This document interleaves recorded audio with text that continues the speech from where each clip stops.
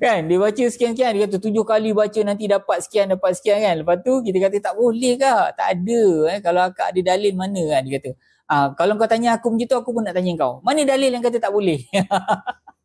Banyak dalil juga. Macam itulah So susah kita nak tarik orang yang hati keras ni, orang yang orang yang melakukan perbuatan bid'ah. Kalau orang yang buat benda salah, kita tahu dia minum arak ke kan, dia berzina ke, dia berjudi ke, kita kata jangan buat benda ni salah. Ya insya-Allah nanti saya akan berubah. Dia boleh terima kan. Tapi kalau orang yang rasa dia betul, mampus kau.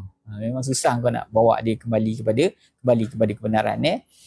So ini dapat kita lihat hingga hari ini perbalahan di kalangan manusia tentang konsep ketuhanan, dan masing-masing membenarkan kitab-kitab sendiri dia orang.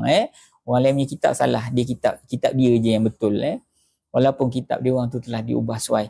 Ini hanya dapat dibuktikan siapa yang benar dan siapa yang salah dengan hujah ilmiah. Serta bukti-bukti yang dibawa dengan disiplin ilmu yang dipersetujui bersama. Okey. Sebab tu saya sebut tadi, saya tekankan tentang hujah. Hujah.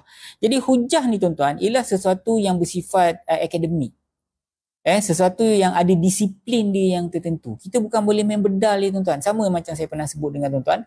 Ada orang kata kalau ulama dulu-dulu nak tahu hadis tu sahih ke tidak, dia singkap je tirai, terus tanya dengan Nabi. Hadis ni sahih atau tidak. Itu bukan dalam disiplin ilmu tuan-tuan. Bukan dalam disiplin ilmu. Ilmu ni dia ada disiplin dia tuan-tuan. Katalah ayat Quran kita ambil satu ayat Quran. Masing-masing ambil satu ayat Quran. Lepas tu kita tafsir ataupun kita tadabbur ayat ni. Kita tafsirkan ayat ni. Jadi masing-masing tafsir tu kalau berbeza daripada penafsiran tu, kita tanya kat mana kau dengar ni? Rasulullah tafsir macam ni, dia kata. Kau tak percaya, kau tengok kitab sekian. Itu kita panggil dia ada disiplin ilmu. Berbanding dengan orang yang kedua tafsir ayat ni, dia ikut pemikiran dia. Kau tengok makna ayat ni apa? Makna pun dia tak tahu dalam bahasa Arab. Dia cuma baca buku terjemahan je contohnya kan. Jadi